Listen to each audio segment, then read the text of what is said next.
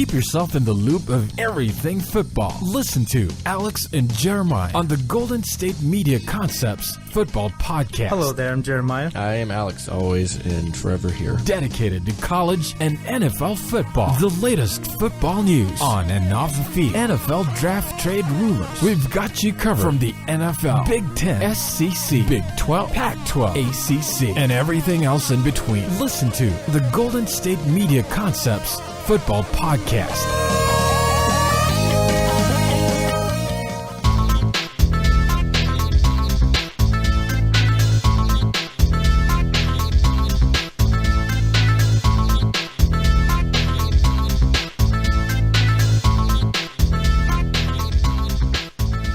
Thank you for tuning in to the Golden State Media Concepts Football Podcast, where we discuss the latest news, rumors, and games of the NFL and college football. From the latest science dishes, breakout stars, and all the news in between, as always, I'm Jeremiah. And always, I am Alex. And what is going on, people? How are you doing? Happy Monday. Happy Monday to everybody in the world. Unless you're somewhere else that it's Tuesday already. Maybe. I don't know, it's still pretty early in the day. Happy Tuesday. Happy Tuesday. Yay. Or whatever day you're listening to this show. Yeah. We are here on a Monday, October 17th, of course, in which we just had a wonderful weekend of football, Week 6 in the NFL. We're going to talk Week 6 football. We're going to preview that, or recap that action for you. We're going to take a break, come back. We're going to preview the Monday night game between the Cardinals and the Jets. And we're going to end the show off talking some college football and the new AP Top 25 poll. But before we get to that, Jeremiah, let's start with the NFL. Now, obviously, we had Thursday night's game with the Broncos and the Chiefs. We have tonight's game that we'll preview in a minute. But let's start with what happened yesterday in the world of football. Let's start with the first game, and that is the 49ers at the Bills.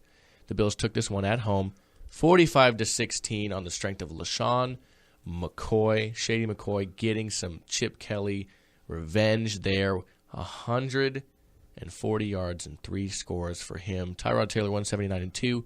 Kaepernick, not much better than a Gabbert start, not horrible, 187-1. One thing that still just looked bad to me, though, is there was a play, it was a touchdown pass, there's one touchdown pass that he threw to Torrey Smith, had him wide open, and he barely got it to him. He had a clean pocket. What? Yeah, the arm strength is definitely not there, which is something that I noticed, but he did look a little bit rusty as well. Oh, for sure. Remember, took 3 sacks. Remember, he didn't play in a game in a year after 3 surgeries, and that's not easy for anyone. Mm-hmm. But if the arm strength is he regains that again, then maybe he can. I'm not saying he's going to get any close to what he was, but some of these throws will be made because there's 2 touchdowns. He should have 3 in this game. Actually, honestly, he overthrew Torrey Smith on the first drive, and then he underthrew Jeremy Curley later in the third or fourth quarter. Mm-hmm. Could have had 3 touchdowns. This could have been a better game. But Niners' run defense, that is absolutely embarrassing. Yeah, the Buffalo Bills' strength was their fourth quarter, 21 points there for them. Yeah, their run defense was not great. Okay, because they allowed Shady to gain for a first down on 3rd and 22. That should never happen at all. Yeah, that's some Ray Rice stuff right there. For any defense. Mm-hmm. And, of course, LaShawn McCoy, one scary moment. He did look to be quite injured. It was somewhat of a non-contact kind of thing. He went down, he grasped for his knee. Everybody held their breath. They thought, oh, man, is this ACL, MCL kind of thing. Luckily, good thing he was okay. He came in to continue dominating that game. So, Buffalo moves to 4-2 on the year. The Niners drop to 1-5. Still actually not undefeated. Still winless on the road there for the Niners. On pace to get that second pick in the NFL draft. Currently behind the Browns. Yeah. All right, we move to the Washington Redskins and the Eagles. The Redskins win this one at home over the Eagles, 27-20. Probably Carson Wentz's worst day as a pro. Not worse in the sense of he lost this game for them, but nothing really special from him. 179 for him. He took 5 sacks for a loss of 34 yards. Not an amazing rushing day for the team either. 94 yards as a team, but only 60 from Ryan Matthews. Sproles gave you 20. I mean, 94, you kind of want a little bit more than that as a team. More so you look into the Redskins, who had 230 as a team, led by Matt Jones with 135-1 on the ground. You had 263 yards passing and 2 touchdowns from Kirk Cousins. He threw kind of a bonehead pick. No offensive touchdowns from the Eagles this game either. 2 defensive scores for them. Well, actually, 1 defensive score and 1 punt return touchdown. So, A lot of work to do after this game for their offense, to say the least. The leading receiver had 60 yards, the leading receiver had 75 yards, and that was only on 3 receptions. Nobody had more than 3 receptions in the entire game. You had 2 players with 3, and everybody else had 1 after that. That's not how you win games. You need a little bit more than that. Pierre Garçon, leading receiver there for the Redskins at 77. Yeah, and then we kind of knew this little rookie blunder was going to come for Carson Wentz eventually. Eventually, he hit that wall, especially after bye weeks at times. And in the Eagles' defense, they don't look the same at all, and I know they made some big scoring plays, so their defense was practically their offense yesterday. But this defense for the Eagles, maybe it's not as good as we thought it was. Yeah, I can see that. I mean, their defense was really predicated on the rush these last few days, or the last few games, and definitely stopping the run. So it really wasn't doing that yesterday. No, Matt Jones ran wild on this defense yesterday. Yes, and the Redskins moved to 4-2 on the year. Eagles 3-2 after that bye week last week, or the week prior, excuse me. The Tennessee Titans defeat the Cleveland Browns in a close game, 28-26. The Browns dropped to 0-6, 3-3 for the Titans. Man, I feel bad for the Browns. They're playing well. Yeah, they're competitive. Yeah, they're competitive in their last 4 games. They got 336 yards and 2 scores. A very clean start from Cody Kessler, who looks kind of for real. I might have to talk about him later this week. Yeah, he looks really well, and He's been playing great. There's some talk that maybe they don't need to draft a quarterback if they happen to get the first pick. Because remember, Cody Kessler, he's Hugh Jackson's guy in the 3rd round past spring. Yeah, and he's looked good. I mean, and plus, go ahead. There's not really a franchise quarterback in this draft. We know of yet. Yeah, you could have one of those Paxton Lynch kind of things that come out of nowhere. Because, as of right now, the top quarterbacks are Deshaun Kaiser and Deshaun Watson. Yeah, and who wants 2 guys with the same name? Come on. Yeah, who wants that? But what's most interesting to me is with McCown coming back soon, right? I still start Kessler. You know what you have with McCown. Let Kessler keep showing you something because maybe you do have something here, and then who knows with RG3. But I think the tricky thing for the Browns is we talked about a low team total for 95. You want a little bit more than that. How about 40 as a team? Duke Johnson led the way with 18 yards, 1 touchdown. Yeah, 18 yards from scrimmage and 16 from Isaiah Crowell. You had a rush from each of the quote-unquote quarterbacks, Kessler getting a rush for 3 yards, and Terrell Pryor, who I'm sure was in Wildcat or something along those lines, maybe a reverse. I didn't watch much of that game. 1 for 3 as well. He did have a pass that he threw for a yard. Yeah, how about Terrell Pryor, though? He is definitely one of the, I don't know if you can call him a comeback player candidate-wise, but he is playing really well. I mean, he's been lights out, 75 yards and 2 touchdowns yesterday. I mean, he's like a fantasy player's dream. Yeah, and remember when he was still trying to play quarterback in the NFL, people thought maybe he should make the transition to the receiver position. And I was one of those people because Terrell Pryor was too athletic to not play in the NFL, in my opinion. And he has the size, he has the speed, and it is working out for him right now at the receiver position. He looks like he's been doing it for a long time. Exactly. Too. It's not like his first year. So I just got to say, that's a good thing for the Browns. They look like they have something in Terrell Pryor and Cody Kessler if they don't happen to draft a quarterback in the draft this year. So I do think these are 2 pieces you have to build around. Of course, you got Corey Coleman, who you drafted, who played well in the beginning.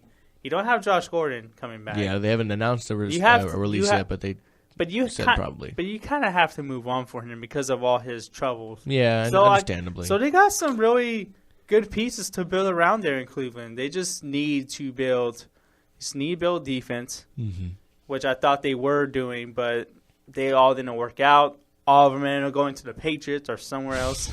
Or the Broncos. Yeah, I know what you mean. But they have pieces that they can build around, and, with Believe Land this year, you never know. Maybe Cleveland could be a surprise team in a couple years.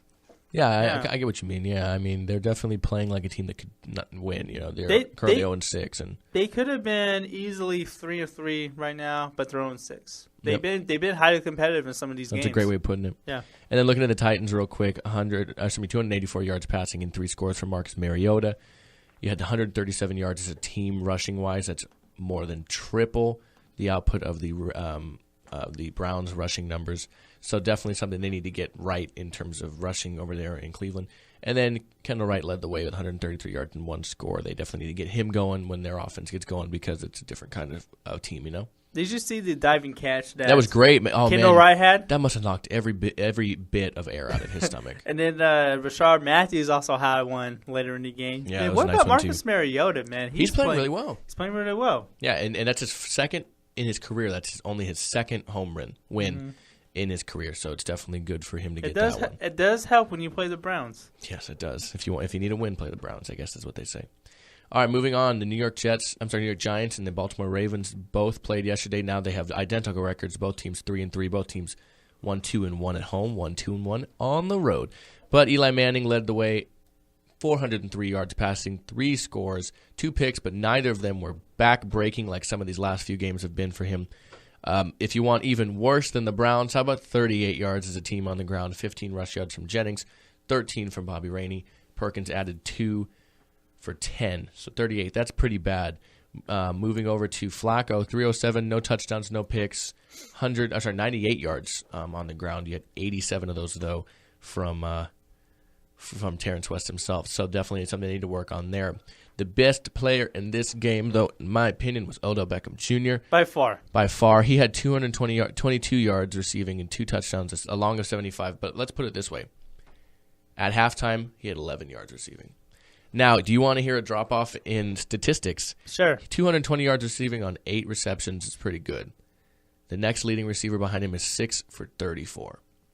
That's Larry Donnell, the tight Larry end. Donnell, the tight end. And this was a huge game for Odell Beckham Jr. and my fantasy team. Yeah, I had him. But it was a huge game for him because it looked like he was struggling to get back to that Odell Beckham that we're accustomed to seeing.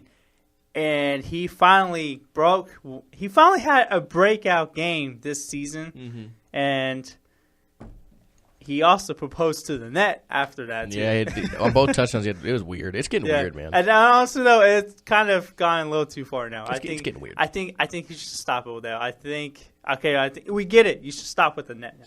All right? Yeah, I get you. Okay. Anyway, let's move on. Yeah, Mike Wallace, leading receiver for the Ravens there with over 100 less than Odell Beckham Jr. at 97 yards. It's still a good day for any receiver. So, yes, the Giants take this one 27-23 over the visiting Baltimore Ravens, who dropped to, like I said, 3-3 within their division. Moving on, the Panthers and the Saints. This one was an exciting game for Panther fans in a sense, but also deflating for them because they, at one point, heading into the fourth quarter, they were trailing. You ready for this one? Are you sure? Yeah. 31-17, they were trailing this one. The Panthers were carried by a 21-point fourth quarter. They went to tie the game. They 2-point conversion helped tie the game up, and they end up losing in overtime, led by 465 yards and 4 scores from Drew Brees, who is playing lights out lately. Only 63 yards as a team, a lot of low team rushing yards. I feel like one team had a lot, and one team had none in a lot of these games. You have 103 yards as a team from the Panthers, with Jonathan Stewart coming back strong from his few weeks off of injury, 85-2 for him. Cam Newton, 322-2 as well for him. He had a rushing touchdown, and he had 2 passing touchdowns, of course, and 1 interception, I think, later in that game. Greg Olsen led the way with 94 yards receiving. Brandon Cooks, 173-1 on 1 long 87-yard touchdown. Is a majority of a lot of his yardage there is a pretty one, too. He just kind of outrun. I think Coleman got on the safety. Kobe Fleener had another good day. Thomas, the rookie, 78 yards in a score. Kelvin Benjamin, 86 yards. Really, the problem's been the defense for the Panthers. They are now 1-5. They are winless on the road. The Saints moved to 2-3 within that division, a division that looks like one of the worst in football, save for the Falcons, who we'll get talking about here in a minute. But the Saints, I mean, they have a good offense, whether or not they're winning games, you know. And the Panthers, their defense has been an issue. Yeah. What happened to this defense? Like, we thought it was going to be the strength of this team, just like last season. Yep. It is not. It is absolutely horrible. It's yeah, not. It's not embarrassing. Playing badly. It's not embarrassing, but it's horrible. It can be embarrassing. It's close. We gave 465. It's not as embarrassing as the 49ers defense, but it's close. Okay, fair enough. Yeah, but it's close. And They're 1-5. He would have thought that the Panthers would have dropped off. Oh, to get fell off. 5-1 maybe. I would have said maybe like 4-2, or I don't know. I would expect them at least be 500 through 6 games. But man, 1-5. 1-5. Man, well, it looks like it's the Falcons division this year. Oh yeah, easy. All right, moving on. Jaguars and Bears. This was a boring game. I'll tell you that right now. Brian Hoyer, though, has been playing well. 302 yards passing for him. No touchdowns, no picks. Bortles, 271-1 with a pick as well. 92 yards as a team. Kadeem Carey, your leading rusher, 9 for 50. Jordan Howard only had 34 yards rushing. He did add a touchdown for those fantasy owners that are fans of the Bears for that aspect. 54 yards rushing as a team for the Jaguars. See what I mean? Kind of good, and then just under 50, or under 60. Leading receiver in this game, everybody has him on their fantasy team. Everybody knows him. His name's Cameron Meredith. If you're asking me what, I understand the sarcasm is a hard thing to get. Cameron Meredith came on out of nowhere, 113 yards, back-to-back, kind of good games for him too. No touchdowns to speak of because, of course, Hoyer did not throw any. But Aurelius Ben, if you want to mention him. Yeah, first touchdown since 2011 when Ben was with the Tampa Bay Buccaneers. He got the game-winning touchdown, 51 game-winning touchdown from Blake 51 Bortles. yards, yeah. Yeah, man. How about that? Yeah, who would have guessed Aurelius Ben? Jacksonville Jaguars are back. Who would have guessed Aurelius Ben would have more yards than Robinson and more touchdowns than Allen Hurns? Wow. Not this guy. But the Jaguars win this one again. It was a sloppy field there in Soldier Field, sloppy turf. It was 10-0 Chicago at halftime, and then a 17-point fourth quarter there for the Jaguars really led the way. And they're 1.5 games back of the AFC South. Remember, I'm not. They're still sitting at 2-3. I'm not ruling that out. I'm not wrong yet. All right. They moved to 2-3. The Bears 1-5 now on the year. A lot of teams are sitting at a very low mark. Yeah. Do you see the Bears moving on from Jay Cutler? Yeah, I can see that. I do too. I don't think it's gonna be Hoyer, but I can see them moving on. No, it'll be someone else. Mm-hmm. Moving on, the Detroit Lions and the Rams played in what was one of the more exciting games of the entire weekend. The Lions winning this one 31-28. Up through the third, each team had a touchdown. They were identical, 7-7-7 through the third. It was 21-21 heading into the fourth. It was at one point 28-28, and it looked like maybe we were getting some overtime. The Lions were led by Matt Stafford, 270-4 for him. Only 83 yards as a team rushing, led by Zach Zenner, 58 for him. Matt Stafford, 5 for 14. Look at you, Matt Stafford. You go, Matt Stafford. Case Keenum, 321-3, who also added a touchdown. Look at you, Case Keenum. You go, Case Keenum. 3 for 70. It was the first rushing touchdown the Lions allowed all year. They had the Rams, 76 yards on the ground as a team. One of the closer ones that we've seen. Led by Kenny Britt, who's continuing his revitalized state in Los Angeles. You know what they say, Los Angeles state of mind, just opening up his mind. 136-2 for him. And then fantasy owners that stuck by Golden Tate were rewarded this week finally with 165-1 from him. Bolden, the former 49er receiver, added 1 as well as Andre Roberts and Marvin Jones, who has actually been kind of quiet the last few weeks after having 209-plus yards a couple weeks ago. 2 for 10-1 for him. So not a great game. But this was entertaining, man. It went down to the wire. Yeah, I did too. I didn't think this game was going to be like this because no way. To me, it was a good defense versus a good offense. And I thought the Rams had a chance in this game because of that defense. Their defense didn't even show up, but their offense did. Lucky for them. At one point, Case Keenum had more touchdowns than incompletions. Yeah, Case Keenum he ended had up 19 with... straight. He had 19 straight at one point. He was 27 for 32. Yeah, but... 5, that's it? That's pretty good. At one point, he had 19 straight incompletions, and then he had more touchdowns than incompletions. Mm-hmm. And it looks like right now, I don't know if Jared Goff is going to play this year. Yeah, I mean, Keenum's actually been playing pretty well. He's pretty well. Yeah. He's been playing good. I don't know if he's going to get... Yeah, we'll have to see. Maybe he gets injured. Unfortunately, knock on wood. That's horrible to say. But, maybe something thrusts him into that starting position. But, yeah, Keenum's... I mean, if they end up in a spot where they're not going to go anywhere this year, then might as well put him in some games. Maybe halftime kind of I think even stuff like that at the end of the year. if the Rams are 8-8, I don't think Jared Goff's going to play this year. Well, I don't know necessarily 8-8. I mean, if something just derails their year. Oh, if they just happen to go on this just like losing long streak, slump? yeah. Okay. I mean, like if they're in a point where they know they're not going to make the playoffs, something like that, then like might as well maybe hey throw him in for see what we got here. He is our first round pick. More than likely you imagine he's going to have to play next year because there's no way you can let a first round pick, first overall quarterback sit that long. That's as a team you look at that like okay, well that's not good. But Detroit, yes, they moved to 3-3 on the year, 2-1 at home, and the Rams 3-3 as well, and currently second place in their division. Yeah, and how about Kenny Britt?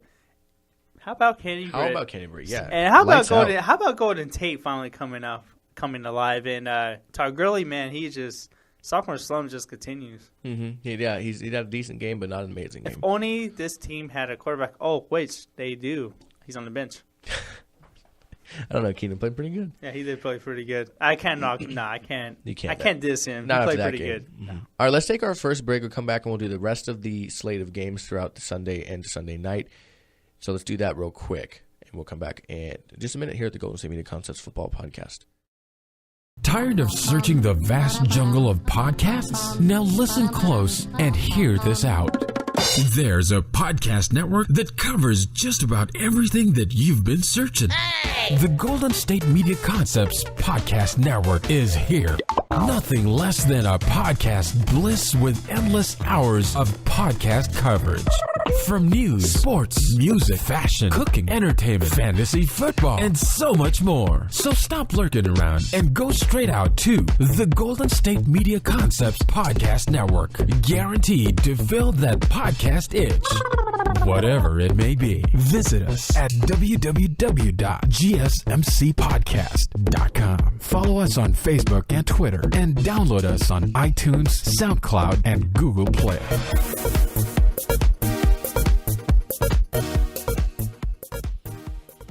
And we're back here at the Golden State Media Concepts Football Podcast. And back into some of the weekend games here. We're going to recap. The Steelers lose a big one to the Dolphins, 30-15 in favor of the home team there for the Dolphins, who moved to 2-4 on the year. The Steelers dropped to 4-2, still at the top of their division because every AFC North team lost this weekend. Biggest news out of this game, Roethlisberger did tear a meniscus tear. He has surgery this morning. NFL News is waiting on news after that tear, or after that surgery. They'll have a better idea on the timetable for him in terms of a return. Excuse me. It's being said that because of the nature of the injury, he wasn't locked knee-wise. He was kind of moving still, that it was more a surgery that can be needed to clean up his knee and can make this as much as a 3-week recovery time, which could have him back for roughly the next home game, I want to say, against the Ravens, because they do have a Patriots game this weekend and then a bye, and then they have the Ravens, and I forget who they have after that. So you could maybe one of those games, Roethlisberger has always been known to come back quicker from injuries than a lot of people, but he will be out this Sunday.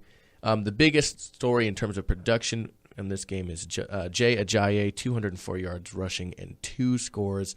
Of course, the Steelers missing a lot of defensive players. Ryan Shazier, Cameron Hayward on the right side anchor there, the defensive line. They were just gashed all day, especially to the right, by Jay Ajayi, 204 yards and 2 scores. Yeah, and the Miami Dolphins finally looks like they have their running back for the rest of the season. We thought it was going to be Arian Foster. He got hurt, and then they just had a full-blown committee. And it is great for Ryan Tannehill, too, to have a running game. I feel like Ryan Tannehill performs better when he has a running game because it's kind of tough to not perform when you're a quarterback with no running game. So Jay Ajayi's breakout game is huge for Ryan Tannehill and the Dolphins, and they look like they can build off of this. Who would have thought that the Dolphins would have came out like this against the Steelers? Me. The Steelers have had a way of losing road games to quote-unquote inadequate teams these last few years. And so, yeah, I definitely was not surprised at all by this. More so the 204 rushing yards, but yeah, not surprised. Yeah, it looks like the Miami Dolphins can build off of this. I mean, that would be the hope for the team. I mean, like I said, 2-4 for them. They're in a division that they're pretty lost already.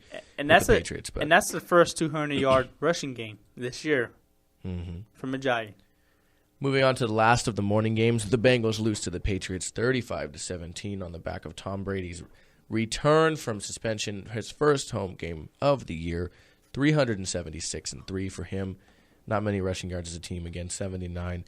Led the way receiving-wise was Rob Gronkowski, 162 for him. In relation, the Bengals didn't play horribly, 254 from Dalton. He also added a rushing touchdown. Their rushing numbers a little better, 120 as a team. Receiving, A.J. Green led the way with 88. Brandon LaFell had a return touchdown, a return to Foxborough touchdown. Excuse me, not return punt-wise, but 2 for 13 in that score for him. That would have been fun to watch. Right, yeah. But he did have a touchdown in his return to Foxborough, but the Patriots were just too much for the Bengals. Their defense did not have any answers. And again, Vontaze Burfict is in the news because he had another low hit that is being questioned and reviewed by the NFL. It was unneeded. He just jumped at the back of Martellus Bennett's leg. And we'll see what goes from there because I would be upset too. It was pretty uncalled for. The ball wasn't even, it was thrown over his head. I don't get it, man. I don't get the guy. Yeah, that's Bush League. That's all I got to say. I love it. It's Bush League. I love it. Yeah. It's Bush League. The Patriots moved to 5-1 on the year. The Bengals 2-4 within their division. And it looks like the Patriots are the AFC favorite right now. Oh, absolutely. Especially with Roethlisberger going down. Yeah. 100%. Moving to the first of the afternoon games, you have the Chiefs and the Raiders facing off against each other 26-10 in favor of the Chiefs. A rainy day, a messy field.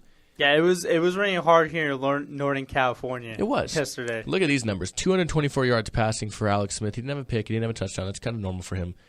19 for 22. 3 incompletions for him. He almost has made touchdowns as incompletions. Almost. He had 0. Almost. He had 65 rushing yards as a team from Oakland. 183 for Kansas City. Again, these big lopsided rushing numbers for one team to another. Spencer Ware led the way with 131 yards rushing and a score. Jamal Charles gets his first touchdown of the year, 33 yards on the ground for them. Derek Carr had a pretty middle-of-the-pack day, 225 and 1 score. Early in the game to Andre Holmes. One ugly interception he kind of threw up there in the air. Amari Cooper, 129 yards receiving for him. Best receiver by far, 10 receptions for him. The next most receptions by any receiver was 3. With Seth Roberts, so I don't know if he's forcing the ball or he just kept getting open. I don't know. And then, as he always does, Alex Smith finds a number of receivers. Try 9 different receivers. That's pretty good if you ask me. For 224, like I said, 19 total receptions, 21 total targets. That's pretty good. Oakland fumbled the ball twice, once lost by Derek Carr, who was sacked, threw the ball kind of out of there. Led by their rookie, though, Carl Joseph, their first-round pick. That is one bright spot in this game, but they dropped to 4-2. They're still right up there in their division. Kansas City 3-2, still a little bit lower in that division. Yeah, and the Raiders missed a chance to gain sole position at first place, but the Chiefs, they're a tough team. And the Raiders have not played well at home.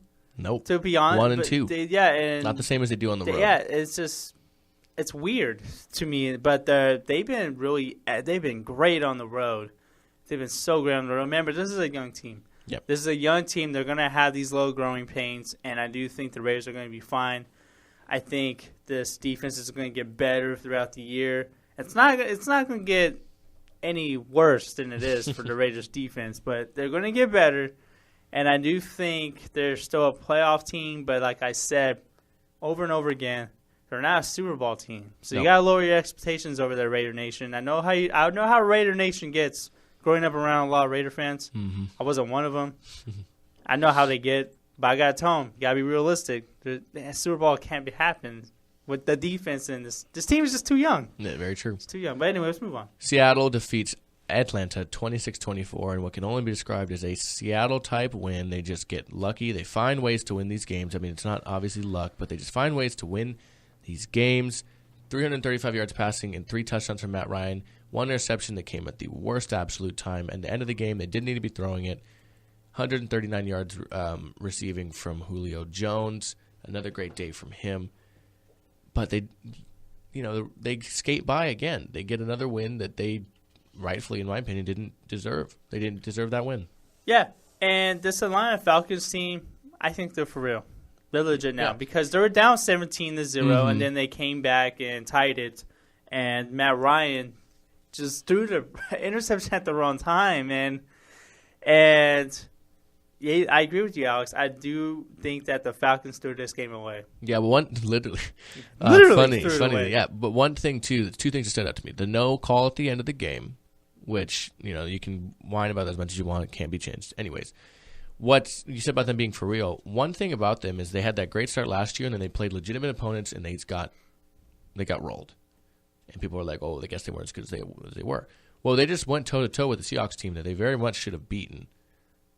In my opinion, again, I think the Seahawks really snuck away with one there. But the Falcons, they're playing great ball. Like I said, they're 4-2 now in their year so far. In their first place, it looks like a pretty weak yeah. but competitive NFC South division. But they have the Chargers next week, and then they have the Packers the following week. Those are two very winnable games, especially with how the Packers are playing. And that leads me to my next game, and that's the Packers-Cowboys. The Cowboys win this one 30-16 on the back of Ezekiel Elliott and Dak Prescott. Dak threw for a team-high 247 and 3. And Ezekiel, 157 yards. No touchdowns for him. Aaron Rodgers, 294 and 1, but he also threw a pick, a very ugly pick, right to the linebacker. Not much rushing yards from them. 78 as a team. Again, lopsided 191, 78. Leading receiver for the Cowboys, 75 yards on 4 receptions was Terrence Williams. And Ty Montgomery, 98 yards on 10 receptions for the Packers. Now, two things stood out to me in this game. The Packers defense, defense for sure. The rushing defense wasn't very good as it has been. But their offense still hasn't seemed to do what it's known to do. They haven't shown up yet. Yeah, and Aaron Rodgers had his first second-half touchdown in this game of the year. Yeah. And I'm like, how? And then the other thing that stood out to me was, so Dak Prescott set the record for most completions to start this year career with 176 before a pick. And then the next pass, he threw an interception. Weird how that works. But I saw this funny post. At this game, Brett Favre received his Hall of Fame ring. He did a speech, all that good stuff. Before the second half started, you see him talking to Dak. They're talking. I'm sure Dak's a big fan. Maybe that's why he's number 4. Who knows? As they're going to, finish their conversation, Brett patted them on the shoulder. He's like, okay, go have a good half, all this stuff. And somebody's like, you threw your first pick. It's because you let Favre touch you. As many people know, Favre has the career high by far of career interceptions. I think it's in the 300s or something like that. It's like, you let Favre touch you, and literally you throw your first interception. Why'd you let him touch you? So I thought that was a little funny. That was pretty funny. But, this team, 5-1, 3-0. We've talked about a lot. They could be undefeated easily if they had a receiver that knew how to get out of bounds, and then we'll see what happens from there. But they very well could be undefeated, or at least I think that would have sent them into overtime. I forget. No, they were down by 1. They could have won that game. They could have won that game. They were on their way to gain a field goal. Exactly. So, wacky things in that nature. But they could have been undefeated. And these have to be some of the best rookie duo that I've seen in a long time at the quarterback running back position. I don't know how many have really played together, but that's something I have to research. Yes. But man, Ezekiel Elliott has, I think, around 3 or 4 straight games with 130 yards rushing. Yeah, he's a league leader. And Dak Prescott, if you put Tony Romo back in this team, it's going to change the dynamic. It changes it. Mm-hmm. Dak Prescott needs to be the quarterback for this Dallas Cowboys going forward. And I know Jerry Jones doesn't want to hear that, but Jerry, if you want your team to win in the playoffs, you need to leave Dak in there. I'm not saying they're going to win the Super Bowl. I'm just saying if you want them to have the chance, go ahead and leave him in there. Come on, Jerry. Come on. Make a choice for once, Jerry. Come on, make a choice make a personal choice for once, Jerry. Oh, wait. You always do. You always do, yeah. All right, let's go into the last game of Sunday. Of course, the Vikings and the Buccaneers had byes this week, so we have one team still staying undefeated, of course. But Colts and Texans played Sunday night. The Texans moving to 4-2 and 4-0 at home with their win over the Colts, 26-23. This was a very boring game to start, but it ended pretty excitingly. Yeah, 16 unanswered points by the Texans? Yeah, pretty good unanswered points, but it was actually 16 total, I think, before Indianapolis scored their 10 there. But this game was interesting. It went into overtime. Brock Osweiler started very slow, ended pretty strong, 269-2. Both of those touchdowns came in the fourth quarter. Andrew Luck, 252-1. This guy can't do it all on his own. He had them up 13-3 at halftime, and he had them at 23 points. This defense just can't win them games. You had a huge game from Lamar Miller, 149 yards and 1 touchdown for a team high of 158 For once, we had even impressive rushing numbers, 161 for the Colts. Now, the Colts have not had a 100-yard rusher. I forget how many seasons. I think it's since 2012. Yes, that sounds about right. And guess who got it? Frank Gore, baby. Gore. Come on. So Frank Gore had 100 yards, right? He had 100 yards even, and then he lost a yard. And he had 2 yards. He had 98 yards, and then they had to punt the ball away. And everybody's like, "Oh, come on!" Oh, come on! And then the game went into overtime, and he got a rush for 5 yards or 7 yards, or whatever. And he ended up with 106. So they finally got their 100-yard rush. Got it. Andrew Luck added 53 yards and a touchdown. For those who forget, he is also a dual-threat quarterback. Brock Osweiler added 2 rushes for a negative 4 yards. I thought he did that. You like negative 4. So not necessarily a dual-threat guy. Yeah, not through. Dual threat by any means. Lamar Miller added to his impressive night with 29 yards receiving and a touchdown reception. C.J. Fedorowicz had the other touchdown score, which was a late score to tie the game up, 6 for 85, and that touchdown. It was a very good throw from Osweiler, too. It was one of those really small windows. He put it in there, a missed whiff, kind of hit tackle to the midsection by the safety, and icto facto in for the touchdown. And Houston Texans, first place in the NFC South. Oh, AFC South. There you go. I was like, they could probably be in first place in the NFC South. They probably could. Well, the Falcons, but close enough. So, that was an impressive ending to a otherwise boring game, one could say. And then, of course, we moved to tonight, the Monday Night Football game between the Jets and the Cardinals. Going into the season, I would have said this is probably a much better game than it was looking to be tonight. You have 1-4 taking on 2-3. You have Carson Palmer back for this game. He will be starting. You have Ryan Fitzpatrick, who took a break from interceptions last week. He's like, I got 10. I should take a break. 9 through 2 games. I'll take it slow this week. This is going to be an interesting game. Yeah, it's going to be very interesting. And Carson Palmer's coming back. I feel like this is the perfect game for Palmer and this Cardinals offense to get back on track. On track. I like it. Because look at this Jets defense. It is. What defense? Exactly. I don't know if Revis is playing tonight. No, he has, and Revis hasn't even been playing like the real Revis that we're accustomed to seeing. So he's questionable again. The real Revis, he's just not the same guy anymore. Well, age is starting to catch up with him, and who knows if that injury was getting him sooner than we've had found out. Exactly. Maybe it did. Mm-hmm. But I got to give this one to the Cardinals. Their defense is still good. Their offense, let them get back on track against a bad defense of the Jets and get some turnovers, get some short field, from Fitzpatrick and the Jets, and get some touchdowns. You're 1-2 at home, but they're 1-2 away. Yeah. And you play. They've always played well in Arizona, so I think it's gonna be a turn-on game for them. Get them at 500 and see where they can go from there. Yeah, and then that'll be a great starting point right now for the Cardinals to get second place, tie for second place. That is for the NFC West. Yes, sir. Standings. Yes, sir. But I gotta give it to the Cardinals. Yeah, I'm going to give the Cardinals a huge win. I think it's going to be a blowout. Huge win. Yeah. All right, I like it. We'll talk about it, of course, tomorrow. We'll recap that one. But we're going to take our last break. We're going to come back, and we're going to talk the new Top 25 AP poll that came out yesterday. So we'll do that real quick here and be right back at the Golden State Media Concepts Football Podcast. Do you want to be healthier, yet you just don't know what to do? All these shows telling you this and that, but nothing seems to work. Well, listen close. Golden State Media Concepts has got something great for you. The Health and Wellness Podcast dedicated to workout trends, healthy eating habits, diet, and everything about healthy living. Join us in our banters as we help you not just live life to the fullest, but live it to the healthiest.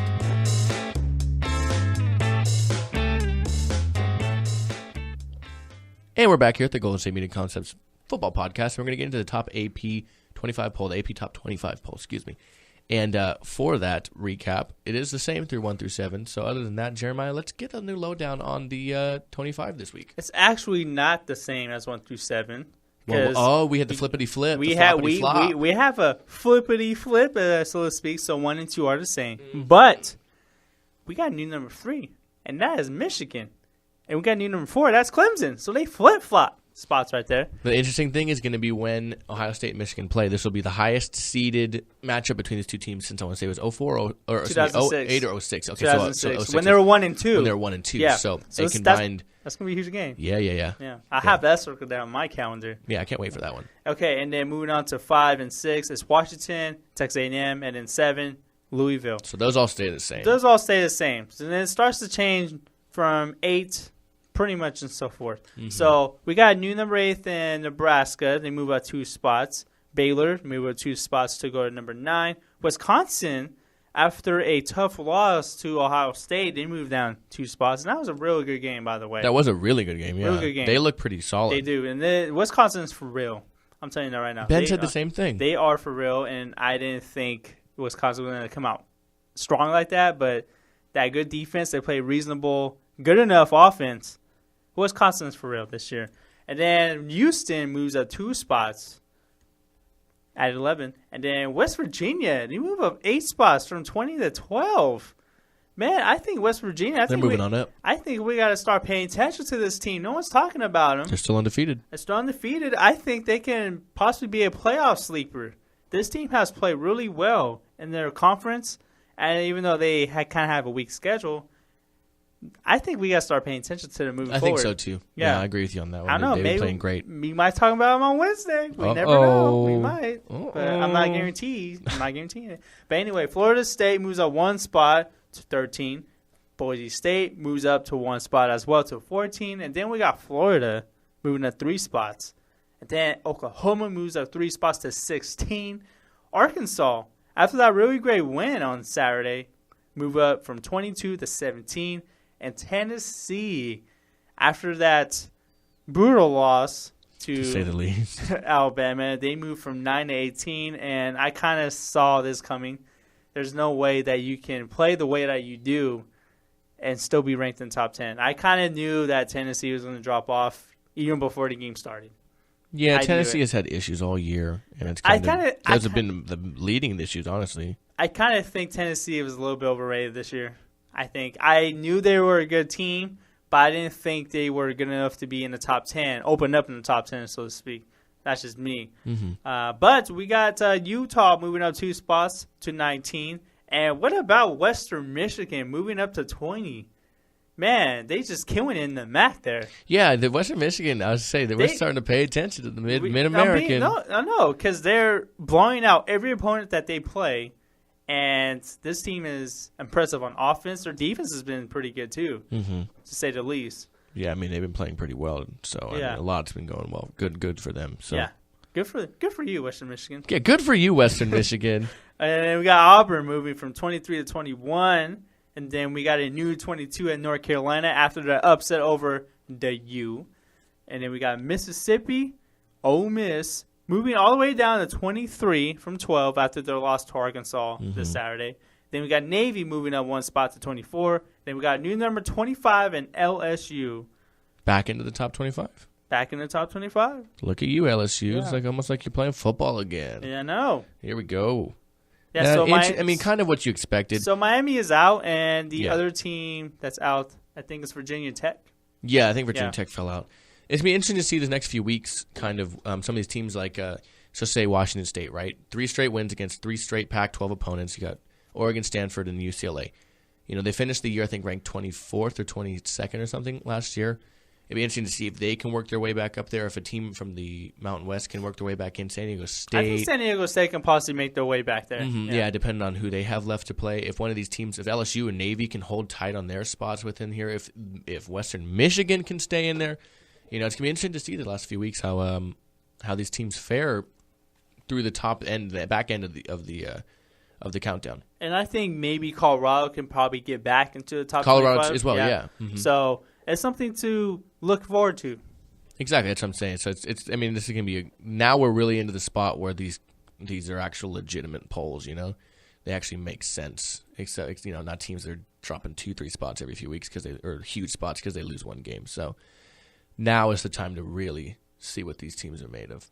We had other teams. Colorado got votes. Miami, Oklahoma State, Washington State did get some votes. So again, we'll see Virginia Tech, South Florida, Stanford received some. I don't know why.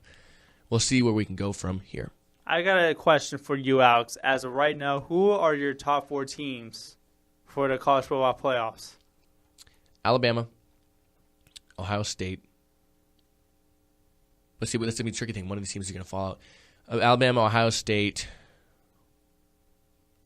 Clemson, Washington. I guess that's how it's gonna shake out because I have Michigan losing, and I think Clemson's gonna continue winning. Washington State has a joke of a schedule. So I imagine them staying around That there. is harsh. Okay, they have a joke schedule. That is true. So if that's what worries me about Washington is their schedule. I feel like they're going to get up. They're going to play so well against their schedule, and then when they actually get to the playoffs, exactly, they're going to get embarrassed. So say Michigan loses, right? Say they drop to 5. Washington and Clemson both move up one spot. It'll be 1, 2, 3, 4. 1, Bama would play Clemson in the rematch of last year's national title game, right? Ohio State would play Washington, and I feel like Ohio State will run them. So, I think any of the top 3 teams, Alabama, Ohio State, and Clemson, will run wild on Washington. Clemson's feel like, the only one I would be like, man, maybe. I feel like Washington will have no chance against anybody. Washington has one of the best defenses in the nation. I know, but I feel like these teams are so high-powered on offense. I feel like they won't have a chance. That's why I think Texas A&M is the better candidate to go to the playoffs right now.